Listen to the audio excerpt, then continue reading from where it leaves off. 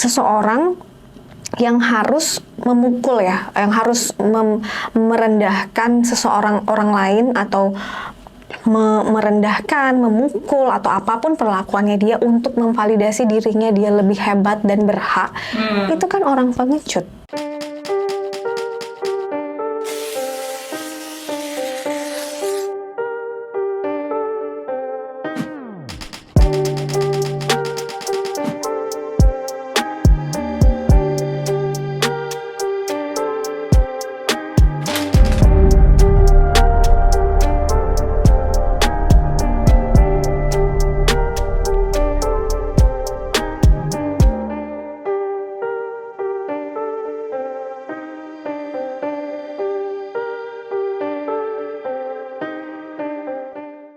Jadi mungkin bisa dipertegas lagi sekali ya Kak ya.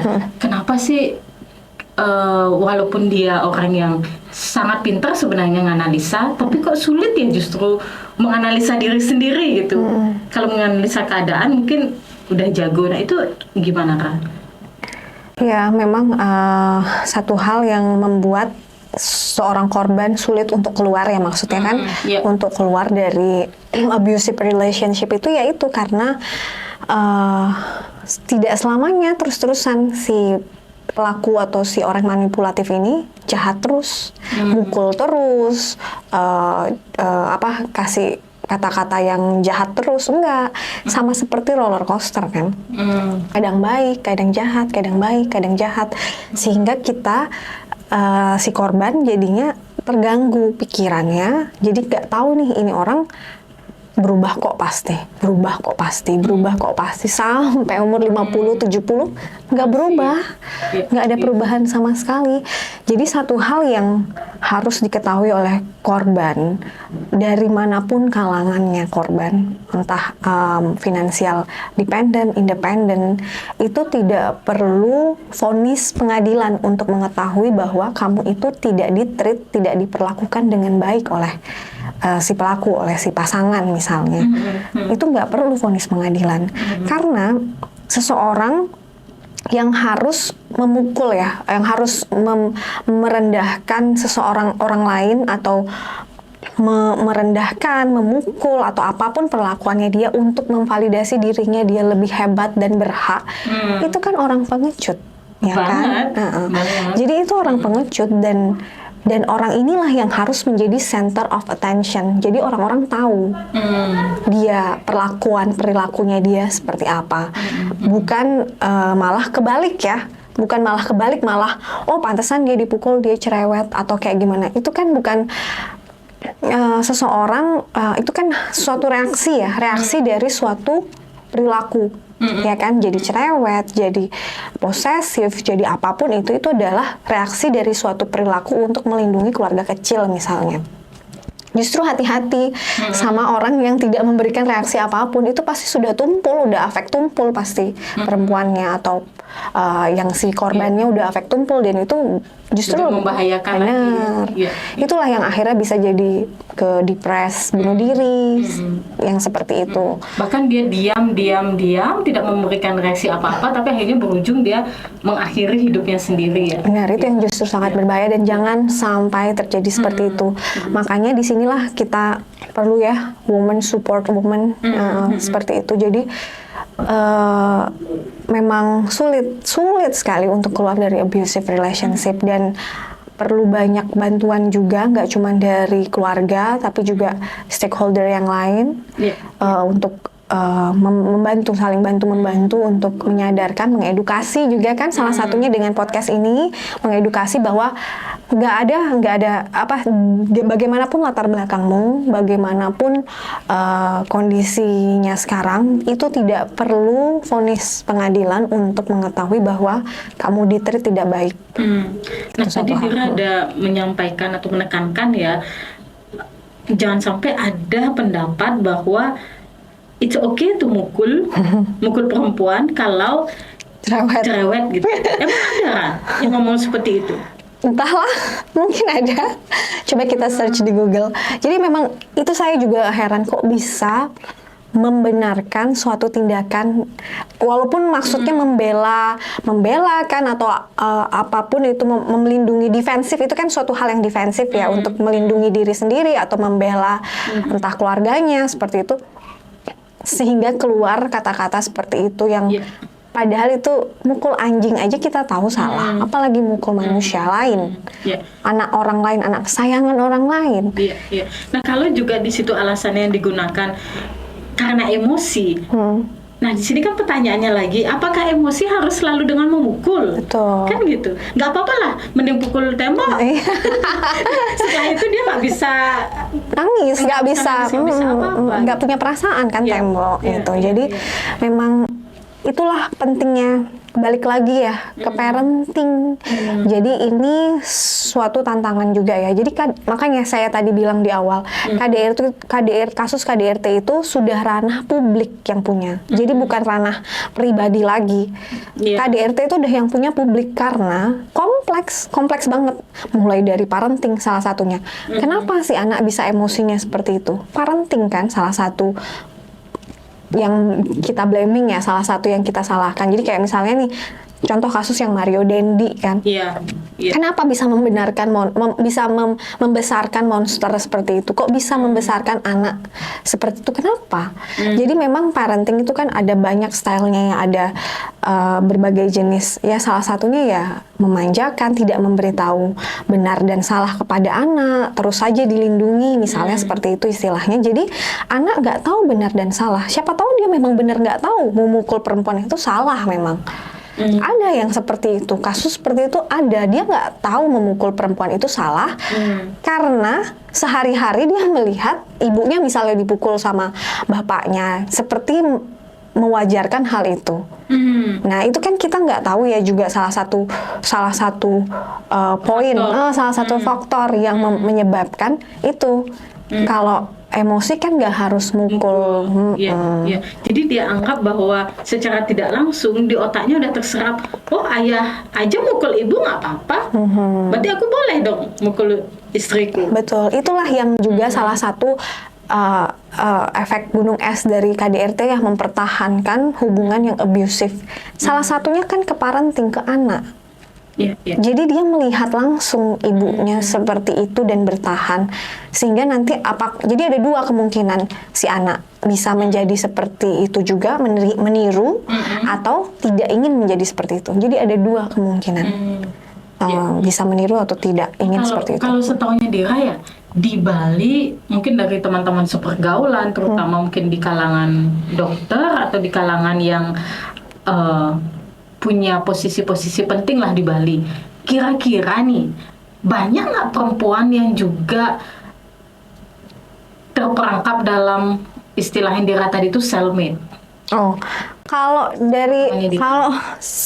pasti epidemiologinya pastinya sih saya kurang tahu ya. Tapi kalau misalnya ada atau enggak ya ada, pasti ada aja yang seperti itu terperangkap di cellmate. Ini Dira bilang ke teman-teman gitu. Ya, jadi memang ini kan seperti yang saya info sebelumnya juga, yang menyebabkan seseorang itu menjadi berani mengungkapkan itu kan banyak sekali faktornya. Salah satunya itu support family. Kemudian ya itu salah satu punya anak atau enggak, kan itu kompromi sama pasangannya dia, di pernikahannya dia, itu juga salah satu yang menyebabkan dia akhirnya berani bertahan dan percaya akan berubah, akan berubah sampai umur 50, sampai umur 70, akhirnya tetap sama aja ya kan. Jadi ya memang nggak masalah. Kalau menurut saya pribadi ujungnya akan berpisah atau tidak itu kan belakangan ya. Yang paling utama itu yaitu tadi, kamu tidak perlu, ternyata memang nggak semua orang berani untuk bikin visum juga ya. Jadi sampai seseorang bikin visum itu kan berarti udah cukup, cukupnya orang nggak berubah, udah nggak worth it lagi misalnya anggapannya kayak gitu. Jadi memang visum itu sebenarnya suatu perlindungan kalau menurut saya. Jadi nanti suatu hari dia akan melaporkan atau tidak, itu kan tergantung urusan belakangan benar. Yang penting bikin dulu visum karena harus visum hari H kan. Kalau KDRT itu harus visum hari H. Jadi nanti masalah mau dilaporin atau enggak itu belakangan kita lihat nih perubahan. Mungkin Dira bisa jelaskan, sorry saya motong ke teman-teman. Mungkin ada yang tidak familiar gitu dengan istilah visum. Nah itu apa sih sebenarnya visum itu, berupa apa dan gimana langkahnya? Ya, jadi visum itu berupa bukti ya, bukti yang nanti akan digunakan ke pengadilan jika kita ingin melaporkan seseorang. Kondisi kita ketika setelah penganiayaan, setelah KDRT. Jadi kalau nggak menikah kan misalnya pacaran gitu penganiayaan. Jadi nggak semua orang tahu hal itu. Jadi nggak banyak orang. Sakit gitu ya? Iya betul. Masuk rumah sakit, melakukan pemeriksaan di UGD. Setelah itu ada catatannya ya? Ada rekam medisnya, betul. Nah, jadi itulah rekam itu yang kita pakai sebagai bukti. Betul, nanti ada kayak pembayarannya, itu yang bukti. Jadi bukan rekam medisnya yang dikasih, enggak. Jadi bukti pembayaran pembuatan visum, itu yang disimpan selamanya.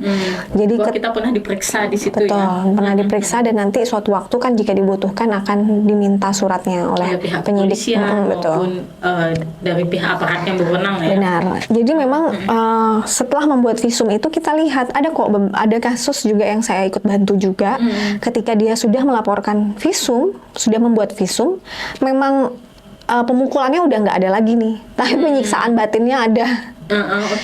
Jadi memang visum itu lumayan kok, at least kamu nggak dipukul lah gitu jadinya kan nggak sakit kan, lumayan kan, jadi nggak dipukul lagi itu. Jadi visum aja sudah menunjukkan kita berani mengubah nasib kita.